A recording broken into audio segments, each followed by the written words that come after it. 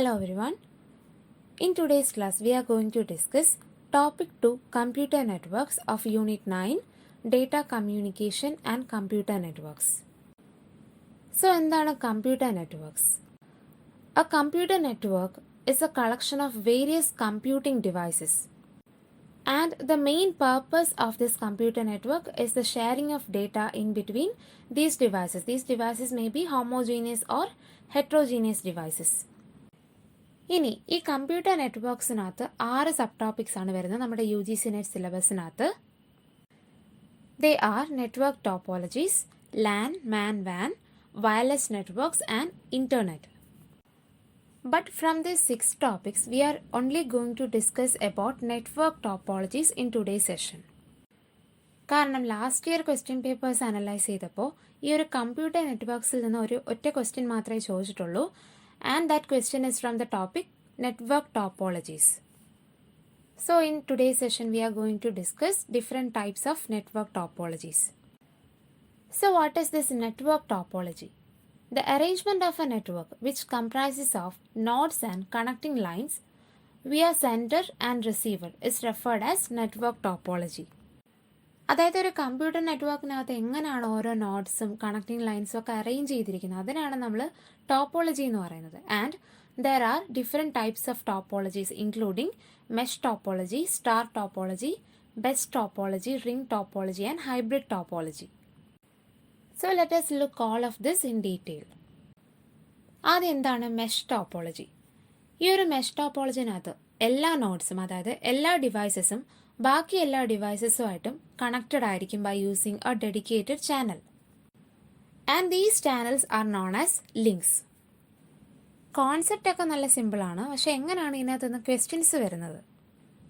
Four example, ഒരു mesh topology എടുക്കുകയാണെങ്കിൽ അതിനകത്ത് 20 നോട്ട്സ് അല്ലെങ്കിൽ 20 ഡിവൈസസ് ആണുള്ളത്. ആൻഡ് അതിനകത്ത് ഈ ഒരു 20 ഡിവൈസും കണക്ട് ചെയ്യാനായിട്ട് എത്ര നമ്പർ ഓഫ് ഡെഡിക്കേറ്റഡ് ലിങ്ക്സ് ആവശ്യമാണ്, അല്ലെങ്കിൽ ഈ ഓരോ ഡിവൈസിലും എത്ര നമ്പർ ഓഫ് പോർട്സ് ആണോ ഉള്ളത്, ഇങ്ങനെയൊക്കെ ആയിരിക്കും ക്വസ്റ്റ്യൻസ് വരുന്നത്. സോ അതിൻ്റെ ഇക്വേഷനാണ് ഇനി നമ്മൾ നോക്കാൻ പോകുന്നത്.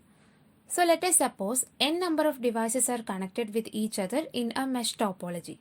Then total number of dedicated links required to connect them is nc2, that is equal to n into n minus 1 by 2. Example നോക്കുകയാണെങ്കിൽ ഈ ഒരു ഫിഗറിനകത്ത് 5 നോട്ട്സ് ആണുള്ളത്. So total number of dedicated links എത്രയാണ്? That is equal to 5 into 5 minus 1 by 2, that is equal to 10. So ഒരു mesh topology എന്ന് പറഞ്ഞിട്ടുണ്ടെങ്കിൽ total number of links കണ്ടുപിടിക്കാനുള്ള ഇക്വേഷൻ എന്താണ്? n into n minus 1 by 2, where n is the total number of devices. ഇനി next question എന്ന് പറയുന്നത് total number of ports that is required by each device. അതായത് ഈ ഒരു ഫിഗറിനകത്ത് എക്ക് എത്ര പോർട്ട് വേണം, ഇക്ക് എത്ര പോർട്ട് വേണം. സോ ഓരോ ഡിവൈസിനും എത്ര പോർട്ടാണ് വേണ്ടത്. ഇവിടെ ഈ ഒരു എക്സാമ്പിളിനകത്ത് തന്നെ 5 ഡിവൈസസ് ആണ് ടോട്ടൽ ഉള്ളത്. And each device is requiring 4 ports. അതായത് ജനറലി പറയുകയാണെങ്കിൽ n ഡിവൈസസ് ആണുള്ളതെങ്കിൽ നമ്പർ ഓഫ് പോർട്സ് എത്രയായിരിക്കും? n മൈനസ് 1 ആയിരിക്കും. Now the next important point is like it supports point to point communication. അതായത് എയിൽ നിന്ന് ബിയിലോട്ട് ഒരു മെസ്സേജ് അയക്കുകയാണെങ്കിൽ this message is not shared between other nodes, and thus we can say that it provides a better security and privacy. Now let us see what are the different advantages of this topology. Data is reliable because data is transferred among the devices through dedicated channels or links. അതായത് നമുക്ക് എയിൽ നിന്ന് സിയിലോട്ട് ഒരു message pass ചെയ്യണമെന്ന് വിചാരിക്കുക. And ഈ A to C ഉള്ള ആ ഒരു ലിങ്ക് എന്തോ ഒരു ഫെയിലിയർ ആയെന്ന് വിചാരിക്കുക. So in this case we can transfer the message via A to B then to C. അതായത് ഒരു സിംഗിൾ പോയിന്റ് ഫെയിലിയർ ഉണ്ടായാൽ അല്ലെങ്കിൽ ഒരു സിംഗിൾ ചാനലിൽ ഫെയിലിയർ ഉണ്ടായാൽ it will not affect the entire network. And this is why we say in mesh topology data is reliable. Next point is like it provides security and privacy.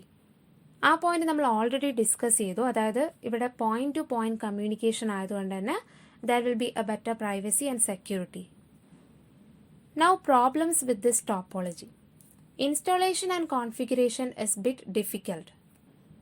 അതായത് number of channels അല്ലെങ്കിൽ wires ഒക്കെ കൂടുതലായതുകൊണ്ട് തന്നെ ഇൻസ്റ്റാളേഷനും കോൺഫിഗറേഷനും ഇച്ചിരി complex ആണ്. and also cost of cables are high as bulk wiring is required, hence suitable for less number of devices. Cost of maintenance is also high. Next one is star topology. ഇവിടെ എന്ന് പറയുമ്പോൾ എല്ലാ ഡിവൈസസും അല്ലെങ്കിൽ എല്ലാ നോഡ്സും ഒരു single ഹബിലോട്ടായിരിക്കും connect ചെയ്തിരിക്കുന്നത്. And this hub is the central node.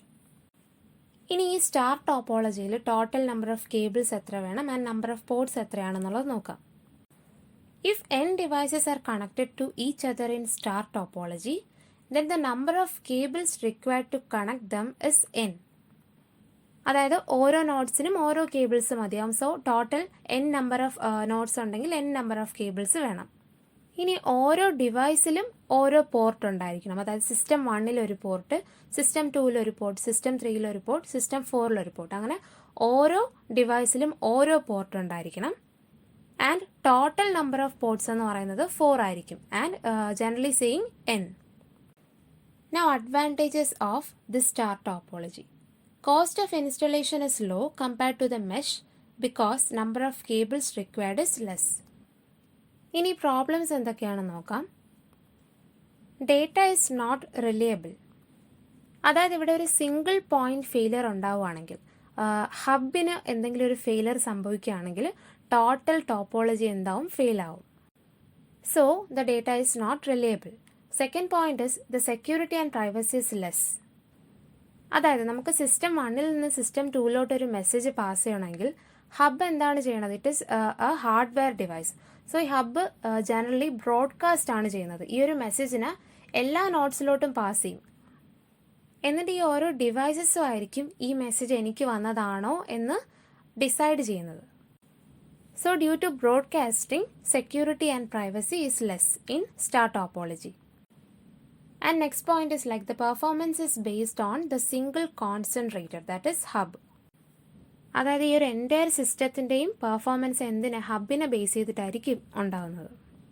Next one is best topology. The best topology is designed in such a way that all the stations are connected through a single cable known as backbone cable.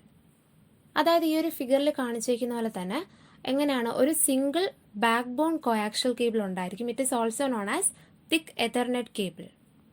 ആ ഒരു കേബിളിലായിരിക്കും ബാക്കി എല്ലാ നോഡ്സും എല്ലാ ഡിവൈസസും connect ചെയ്തിട്ടുണ്ടാവുക. And each node is connected to the backbone cable by using a drop line. When a node wants to send a message over the network, it puts that message in the network. All the stations available in the network will receive the message where it has been addressed or not. അതായത് node 1 നിന്ന് node 4 ഒരു message pass ചെയ്യണമെങ്കിൽ ഈ back bone cable എന്ത് ചെയ്യും, node 4 അല്ലായിരിക്കും അയക്കുന്നത്, entire നെറ്റ്വർക്കിലോട്ട് broadcast ചെയ്യും ഈ ഒരു മെസ്സേജിന്. ആൻഡ് ഇതിനകത്തുള്ള ഓരോ ഡിവൈസും ആയിരിക്കും ഡിസൈഡ് ചെയ്യുന്നത് ഇത് എനിക്ക് വന്ന മെസ്സേജ് ആണോ എന്ന് ഡിസൈഡ് ചെയ്യുന്നത് നോഡ്സ് ആയിരിക്കും. ഇനി നമ്പർ ഓഫ് കേബിൾസും നമ്പർ ഓഫ് പോർട്സും നോക്കാം. If n devices are connected to each other in best topology, the number of cables required to connect them is n+1. അതായത് n ഡ്രോപ്പ് ലൈൻസും ഒരു ബാക്ക് ബോൺ കേബിളും, that is n+1. And each device require only 1 port.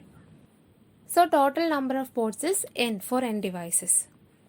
Now ഈ ഒരു ഫിഗറിൽ ഈ ഒരു left എൻഡിലായിട്ട് ടെർമിനേറ്റർ അല്ലെങ്കിൽ റിപ്പീറ്റർ എന്ന് പറഞ്ഞ് മാർക്ക് ചെയ്തിട്ടുണ്ട്.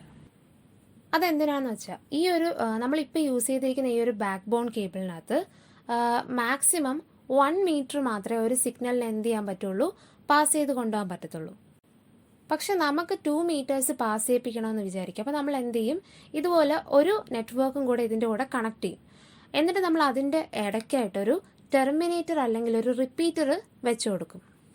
അതെന്തിനാണ്, ഈ ഒരു കേബിളിൻ്റെ മാക്സിമം കപ്പാസിറ്റി എന്ന് പറയുന്നത് 1 മീറ്റർ ആണ്.